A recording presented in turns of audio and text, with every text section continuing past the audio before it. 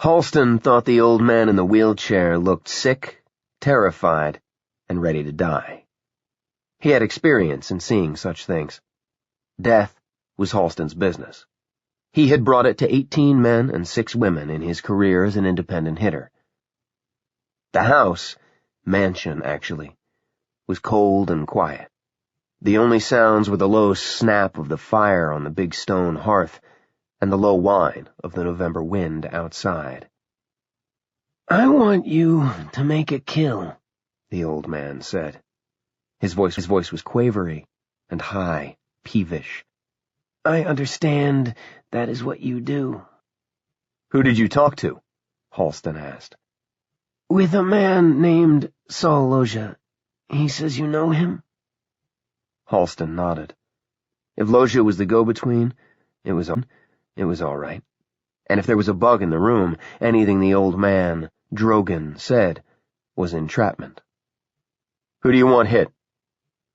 Drogan pressed a button on the console built into the arm of his wheelchair, and it buzzed forward.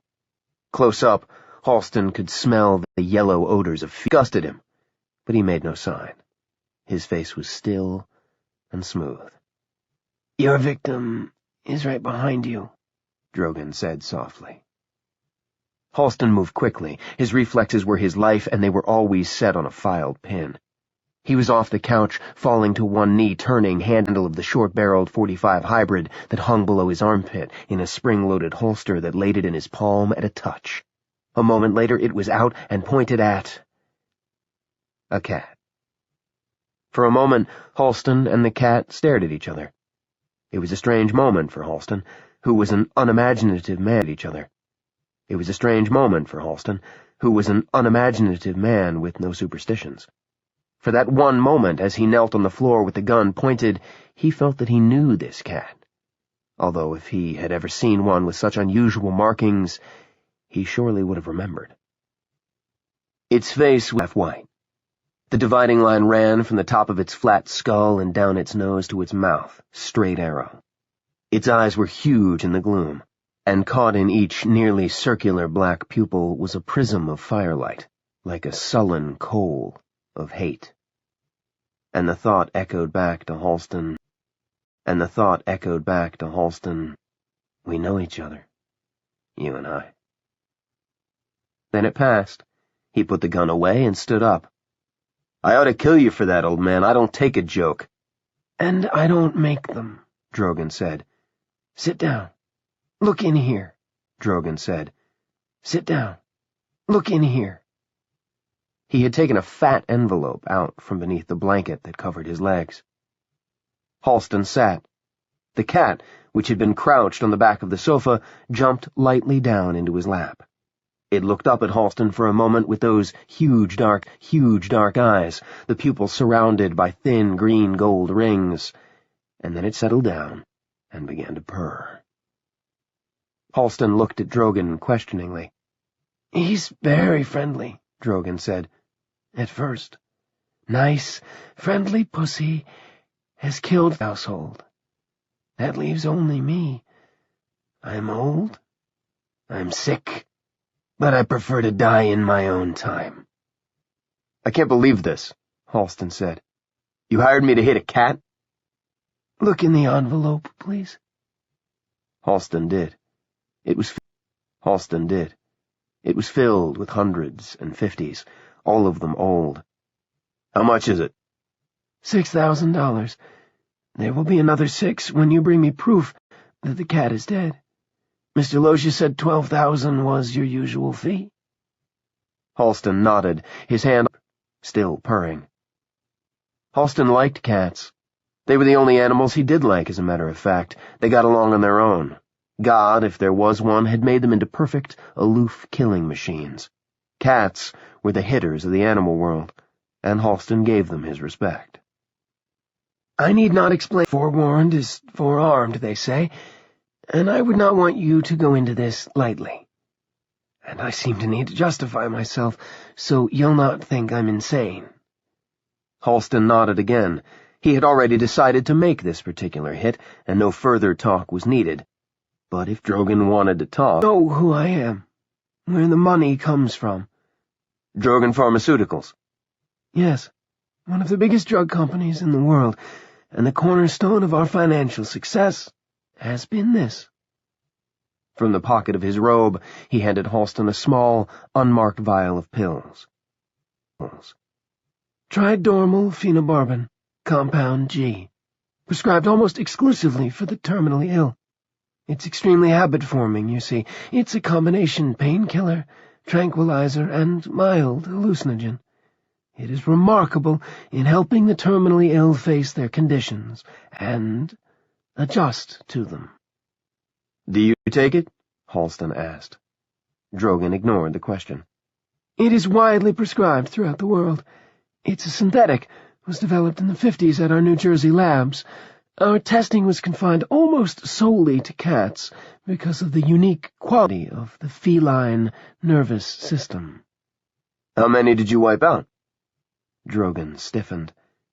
That is an unfair and prejudicial way to put it. Halston shrugged. In the 4-year testing period which led to FDA approval of Tridormal G, about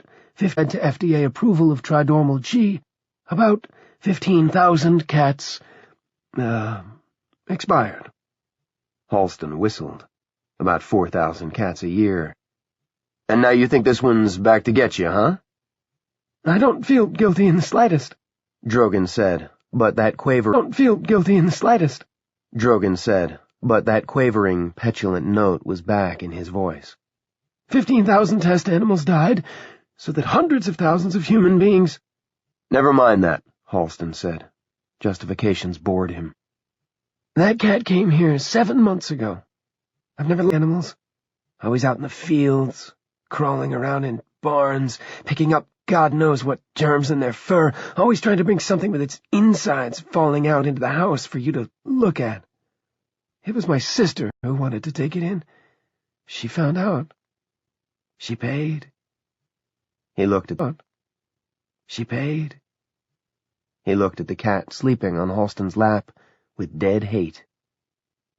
You said the cat killed 3 people. Drogan began to speak. The cat dozed and purred on Halston's lap under the soft, scratching strokes of Halston's strong fingers. Occasionally a pine knot would explode on the hearth, making it tense like a series of steel springs covered with hide and muscle. Outside, the wind whined around the big stone house far out in the Connecticut countryside. There was winter in that wind's throat. The old man's voice droned. 7 months ago there had been 4 of them here.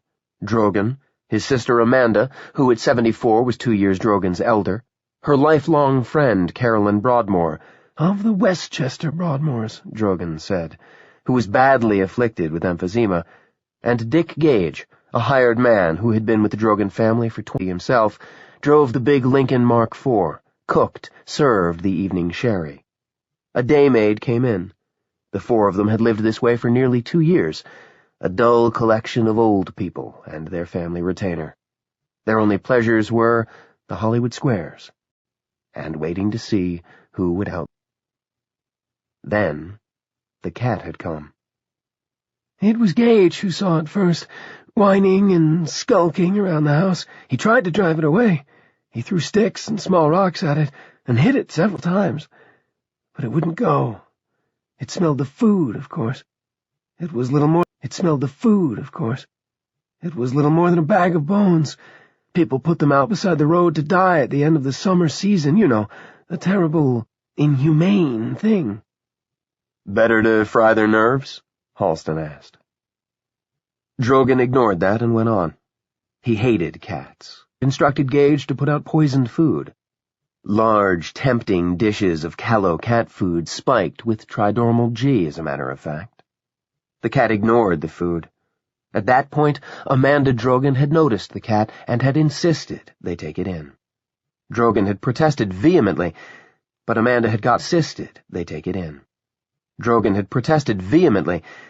Amanda had gotten her way. She always did, apparently. But she found out, Drogan said. She brought it inside herself, in her arms. It was purring, just as it is in her arms. It was purring, just as it is now, but it wouldn't come near me. It never has. Yet. She poured out a saucer of milk. "Oh, look at the poor thing, it's starving," she cooed. She and Carolyn both cooed over it. Disgusting. Me, of course. They knew the way I'd felt about felines ever since the Trinormal G testing program 20 years ago. They enjoyed teasing me, baiting me with it. He looked at Halston grimly. But they paid. In mid-May, Gage had gotten up foot of the main stairs, in a litter of broken crockery and little friskies. Her eyes bulged sightlessly up at the ceiling. She had bled a great deal from the mouth and nose.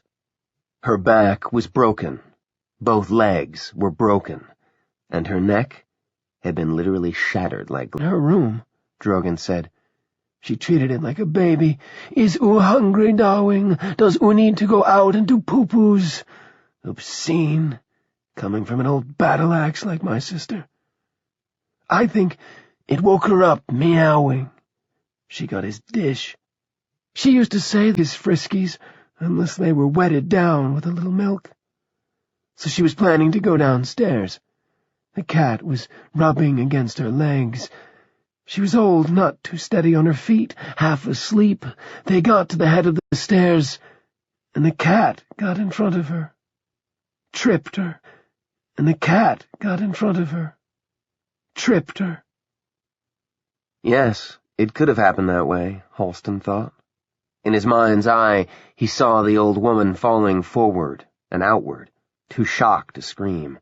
The friskies spraying out as she tumbled head over heels to the bottom, the bowl bottom, the old bones shattered, the eyes glaring, the nose and ears trickling blood. And the purring cat begins to work its way down the stairs, contentedly munching little friskies. "What did the coroner say?" he asked Drogon. "Death by accident, of course," he asked Drogon. "Death by accident, of course. But I knew." "Why didn't you get rid of the cat then, with Amanda gone?" Because Carolyn Broadmoor had threatened to leave if he did, apparently. She was hysterical, obsessed with the subject. She was a sick woman, and she was obsessed with the subject. She was a sick woman, and she was nutty on the subject of spiritualism. A Hartford medium had told her for a mere $20 that Amanda's soul had entered Sam's feline body. Sam had been Amanda's, she'd told Drogon, and if Sam went, she went. Halston, who had become something of an expert at reading between the lines of human lives, suspected that Drogon and the old Broadmoor bird had been lovers long ago, and the old dude was reluctant to let her go over a cat. "It would have been the same as suicide," Drogon said. "In her mind, she picking up that cat and going to New York or London or even Monte Carlo with it. In fact, she was the last of a great family, living on a pittance as a result of a number of bad investments in the 60s. She lived on the second floor here in a specially controlled superhumidifier. The woman was 70, Mr. Halston. She was a heavy smoker until the last 2 years of her life, and the emphysema was very bad. I wanted her here, and if the cat had to stay—" Halston nodded, and then glanced meaningfully at his watch. Near the end of June, she died in the night. The doctor seemed to take it as a matter of course, just came and wrote out the death certificate, and that was the end of it. But the cat was in the room. Gage told me. "We all have to go sometime, man," the doctor said. But I knew.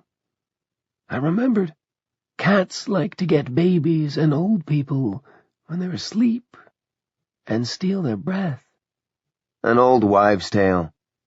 "Based on fact, like most so-called old wives' tales," Drogon replied. "As you see, a pillow, a thick shag rug, or a blanket, a crib blanket, or an old person's blanket. The extra weight on a person who's weak to start with."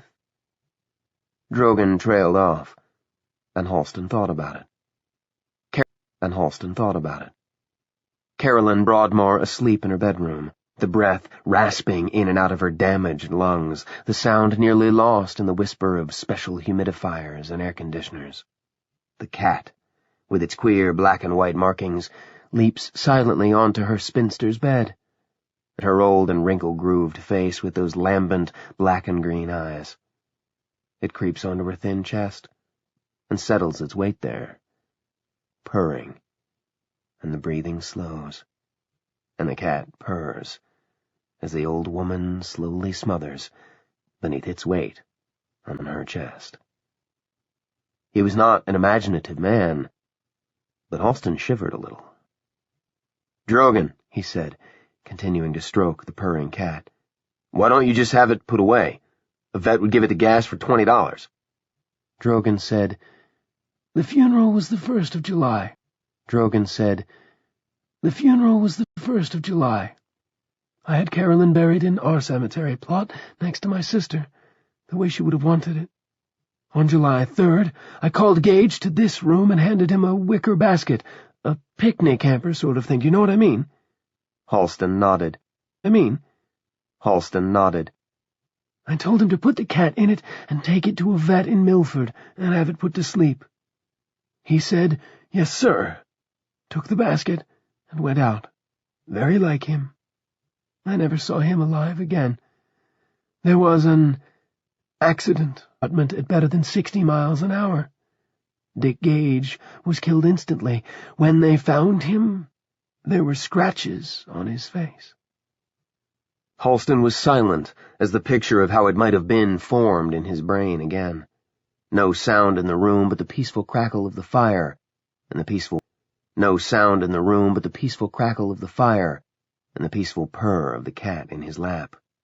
He and the cat together before the fire would make a good illustration for that Edgar Guest poem, the one that goes, "The cat on my lap, the hearth's good fire, a happy man." Should you engage moving the Lincoln down the turnpike toward Milford, beating the speed limit by maybe 5 miles an hour. The wicker basket beside him, a picnic hamper sort of thing. The chauffeur is watching traffic. Maybe he's passing a big cab over Jimmy and he doesn't notice the peculiar black on one side, white on the other face that pokes out of her side. He doesn't notice because he's passing the big trailer truck, and that's when the cat jumps onto his face, spitting and clawing, its talons raking into one eye, puncturing it, deflating it, blinding it. 60 in the hum of the Lincoln's big motor, and the other paw is hooked over the bridge of the nose, digging in with exquisite. It starts to veer right, into the path of the Jimmy, and its air horn blares ear-shatteringly, but Gage can't hear it, because the cat is yowling. The cat is spread-eagled over his face like some huge, furry black spider, ears laid back, green eyes glaring like spotlights from hell, black legs jittering and digging into the soft flesh of the old man's neck. The car veers wildly back the other way. The bridge abutment looms. The cat jumps down, and the Lincoln, a shiny black torpedo, hits the cement and goes up like a bomb. Halston swallowed hard and heard a dry click in his throat. "And the cat came back?" Drogan nodded. "A week later. On the day Dick Gage was buried, as a matter of fact. Just like the old song says, the cat came back." "It's a relief." "They say each one has 9 lives. When it comes back, that's when I started to wonder if it might not be Hellcat?" Halston suggested softly. "For want of a better word, yes. A sort of demon sent—" "To punish you?" "I don't know, but I'm afraid of it. I feed it, or rather, the woman who comes in to do for me feeds it. She doesn't like it either. She says that face is a curse of God. Of course, she's local." The old man tried to smile and failed. "I want you to kill it. I've lived with it for the last 4 months. It skulks around in the shadows. It looks at me. It seems to be waiting. I wonder if I'm going to wake up one early morning and find it, curled up in my chest, and purring. The wind whined lonesomely outside and made a strange hooting noise in the stone chimney. At last I got in touch with Saul Logia. He recommended you. He called you a stick, I believe. Oh, one stick. That means I work on my own. Yes. He said you'd never been busted, or even suspected. He said you always seemed to land on your feet, like a cat. Halston looked at the old man in the wheelchair. Suddenly his long-fingered, muscular hands were lingering just above the cat's neck. "I'll do it now if you want me to," he said softly. "I'll snap its neck. It won't even know." "No!" Drogon cried. He drew in a long, shuddering breath. Color had come up in his sallow cheek. Not here. Take it away." Halston smiled humorlessly. He began to stroke the sleeping cat's head and shoulders and back, very gently again. "All right," he said. "I accept the contract. Do you want the body?" "No." "Do you want the body?" "No. Kill it. Bury it." He paused. He hunched forward in the wheelchair like some ancient buzzard. "Bring me the tail," he said, "so I can throw it in the fire and watch it burn." Custom Cyclone spoiler engine. The car was jacked and blocked and rode with the hood pointing down at the road at a 20-degree angle. He had rebuilt the differential and rear end himself. The shift was a Penzie, the linkage was Hurst. It sat on huge Bobby Unser wide ovals and had a top end of a little past 160. He left a cold rind of crescent moon rode overhead through the tattering November clouds. He rode with all the windows open, because that yellow stench of age and terror seemed to have settled into his clothes, and he didn't like it. The cold was hard and sharp, eventually numbing, but it was good. It was blowing that yellow stench, eventually numbing, but it was good. It was blowing that yellow stench away. He got off the turnpike at Placer's Glen and drove through the silent town, which was guarded by a single yellow blinker at the intersection, at a thoroughly respectable 35. Out of town, moving up SR 35, he opened her walk. The tuned spoiler engine purred like the cat had purred on his lap earlier this evening. Halston grinned at the simile. They moved between frost-white November fields full of skeleton cornstalks at a little over 70. The cat was in a double-thickness shopping bag, tied at the top with heavy twine. The bag was in the passenger bucket seat. The cat had been sleepy and purring when Halston put it in, and it had purred through the entire ride. It sensed, perhaps, that Halston liked it and felt at home with it. Like himself, the cat was a one-stick. Strange hit, Halston thought, and was surprised to find that he was taking it seriously as a hit. Maybe the strangest thing about it was that he actually liked the cat, felt a kinship with it. If it had managed to get rid of those 3 old crocs, more power to it. Especially Gage, who had been taking it to Milford for a terminal with a crew-cut veterinarian who would have been more than happy to bundle it into a ceramic-lined gas chamber the size of a microwave oven. He felt a kinship, but no urge to renege on the hit. He would do it the courtesy of killing it quickly, and well. He would park off the road beside one of these November barren fields and take it out of the bag, and stroke it, and then snap its neck, and sever its tail with his pocket knife. And he thought, the body I'll bury honorably, saving it from the scavengers. I can't save it from the worms, but I can save it from the maggots. Dark blue ghost, and that was when the cat walked in front of his eyes, up on the dashboard, tail raised arrogantly, its black and white face turned toward him, its mouth seeming to grin at him. "Shh!" Halston hissed. He glanced to his right and caught a glimpse of the double-thickness shopping bag, looked ahead again, and the cat lifted a paw and batted playfully at him. The paw skidded across Halston's forehead. He jerked away from it, and the Plymouth's big tires wailed on the road as it swung erratically from one side of the narrow blacktop to the other. Halston batted at the cat on the dashboard with his fist. It was blocking his field of vision its back, but it didn't move. Halston swung again, and instead of shrinking away, it leapt at him. Gage, he thought, just like Gage. He stamped the brake. The cat was on his head, blocking his vision with its furry belly, clawing at him, gouging at him. Halston held the wheel at him, gouging at him. Halston held the wheel grimly. He struck the cat once, twice, a third time, and suddenly the road was gone. The Plymouth was running down into the ditch, thudding up and down on its shocks. Then impact, throwing him forward against his seatbelt, and the last sound he heard was the cat yowling inhuman forward against his seatbelt.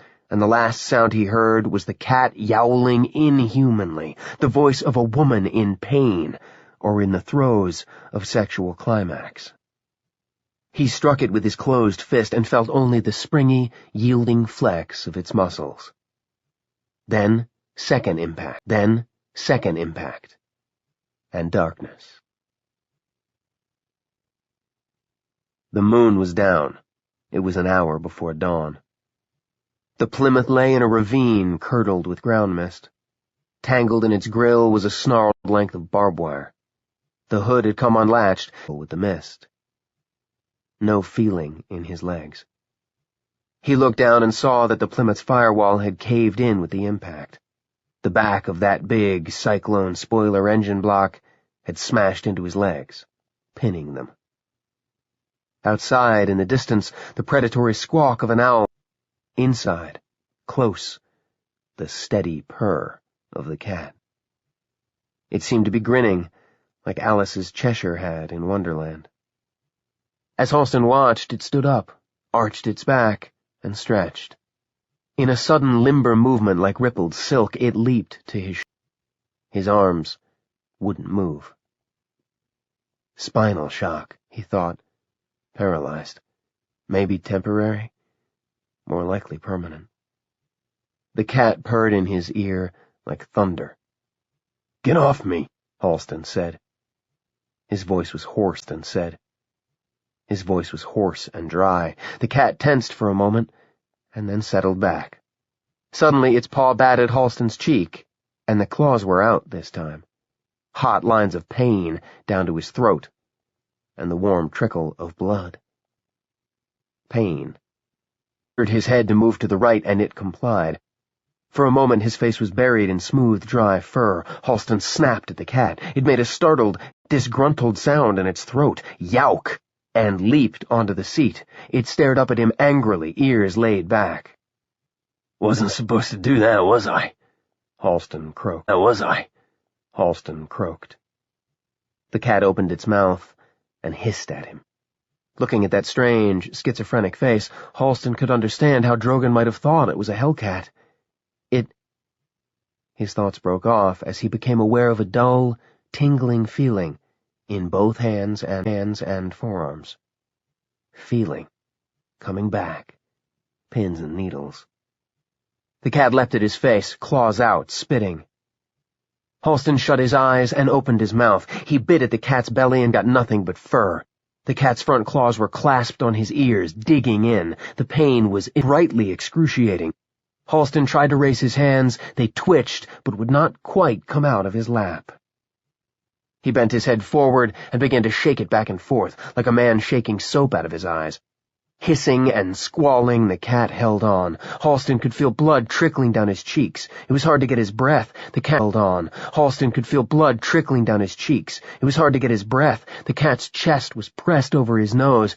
It was possible to get some air in by mouth, but not much. What he did get came through fur. His ears felt as if they had been doused with lighter fluid and then set on fire. He snapped his head back and cried out in fluid and then set on fire. He snapped his head back and cried out in agony. He must have sustained a whiplash when the Plymouth hit, but the cat hadn't been expecting the reverse, and it flew off. Halston heard it thud down in the back seat. A trickle of blood ran in his eye. He tried again to move. They trembled in his lap, but he was still unable to actually move them. He thought of the .45 special in its bolster under his left arm. "If I can get to my piece, Kitty, the rest of your 9 lives are going in a lump sum." More tingles now. Dull throbs of pain and tingles from his legs. It felt exactly the way a limb that you've slept on does when it's starting to wake up. At that moment, Halston didn't care about his feet. It was enough to know that his spine wasn't severed, that he wasn't going to finish out his life as a dead lump of body attached to a talking head. Maybe I had a few lives left myself. Then get out of the wreck. Maybe someone would come along that would solve both problems at once. Not likely at 4:30 in the morning on a back road like this one, but barely possible. And what was the cat doing back there? He didn't like having it on his face, but he didn't like having it behind him and out of sight either. He tried the rearview mirror, but that was useless. The crash had knocked it awry, and all it reflected was the grassy ravine he had finished up in. A sound from behind him, like low, ripping cloth. Purring. Hellcat, my ass. It's gone to sleep back there. And even if it hadn't, even if it was somehow planning murder, what could it do? It was a skinny little thing, probably weighed all of 4 pounds, soaking wet, and soon he would be able to move his hands enough to get his gun. He was sure of it. And waited. Feeling continued to flood back into his body in a series of pins and needles incursions. Absurdly, or maybe in instinctive reaction to his close brush with death, he got an erection for a minute or so. Be kinda hard to beat off under present circumstances, he thought. A dawn line was appearing in the eastern sky. Somewhere, a bird sang. Halston tried his hands again and got them to move 1/8 of an inch before they fell back. Not yet, but soon. A soft thud on the seat, but soon. A soft thud on the seat back beside him. Halston turned his head and looked into the black-white face, the glowing eyes, with their huge, dark pupils. Halston spoke to it. I've never blown a hit once I took it on, Kitty. 5 minutes, 10 at most. You want my advice? Go out the window. They're all open. Go out and take your tail with you. The cat stared at him. Halston tried his hands again. They came up, trembling wildly, 1/2 inch, and 1/2 inch, an inch. He let them fall back, limply. They slipped off his lap and thudded to the Plymouth seat. They glimmered there, palely, like large tropical spiders. The cat was grinning at him. Did I make a mistake? He wondered confusedly. He was a creature of hunch, and the feeling that he had made one was suddenly overwhelming. Then the cat's body tensed, and even as it leaped, Halston knew what it was going to do, and he opened his mouth to scream. The cat landed on Halston's crotch, claws out, digging. At that moment, Halston wished he had been paralyzed. The pain was gigantic, terrible. He had never suspected that there could be such pain in the world. The cat was a spitting, coiled spring of fury clawing at his balls. Halston did scream, his mouth yawning open, and that was when the cat changed direction and leapt at his face, leapt at his mouth. And at that moment Halston knew that it was something more than a cat. It was something possessed of a malign, murderous intent. He caught one last glimpse of that black and white face below the flattened ears, its eyes enormous and filled with lunatic hate. It had gotten a furry projectile. He gagged on it, its front claws pinwheeled, tattering his tongue like a piece of liver. His stomach recoiled and he vomited. The vomit ran down into his windpipe, clogging it, and he began to choke. In this extremity, his will to survive overcame the last of the impact paralysis. He brought his hands up slowly to grasp the cat. Oh, my God, he thought. The cat was forcing its way into his mouth, flattening its body, squirming, working itself further and further in. He could feel his jaws creaking. He reached to grab it, yank it out, destroy it, and his hands clasped only the cat's tail.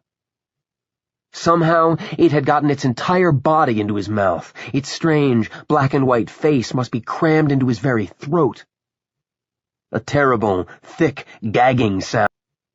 A terrible, thick, gagging sound came from Halston's throat, which was swelling like a flexible length of garden hose. His body twitched, his hands fell back into his lap, and the fingers drummed senselessly on his thighs. His eyes sheened over, then glazed. They stared out through the Plymouth's windshield. His eyes sheened over, then glazed. They stared out through the Plymouth's windshield blankly at the coming dawn. Protruding from his open mouth was 2 inches of bushy tail, half black, half white. It switched lazily back and forth. It disappeared. A bird cried somewhere. Dawn came in breathless silence then, over the frost-rimmed fields of rural Connecticut. The farmer's name was Will Royce. He was on his way to renewed on his farm truck when he saw the late-morning sun twinkle on something in the ravine beside the road. He pulled over and saw the Plymouth lying at a drunken, canted angle in the ditch, barbed wire tangled in its grill like a snarl of steel knitting. He worked his way down, and then sucked in his breath sharply. Holy moly, he muttered to the bright November day. There was a guy sitting bolt upright behind the wheel, eyes open and glaring emptily into eternity. The Roper organization was never going to include him in its presidential poll again. Seatbelt. The driver's door had been crimped shut, but Royce managed to get it open by yanking with both hands. He leaned in and unstrapped the seatbelt, planning to check for ID. He was reaching for the coat when he noticed that the dead guy's shirt was rippling just above the belt buckle. Splotches of blood began to bloom there like sinister roses. What the Christ? He reached out, grasped the dead man's shirt, and pulled it up. Will Royce looked and screamed. Above Halston's navel, a ragged hole had been clawed in his flesh, black and white face of a cat, its eyes huge and glaring. Royce staggered back, shrieking, hands clapped to his face. A score of crows took cawing wing from a nearby field. The cat forced its body out and stretched in obscene languor. Then it leaped out the open window. Royce caught sight of it moving through the high dead grass. And then it was gone. It seemed to be in a hurry, he later told a reporter from the local paper. Unfinished business.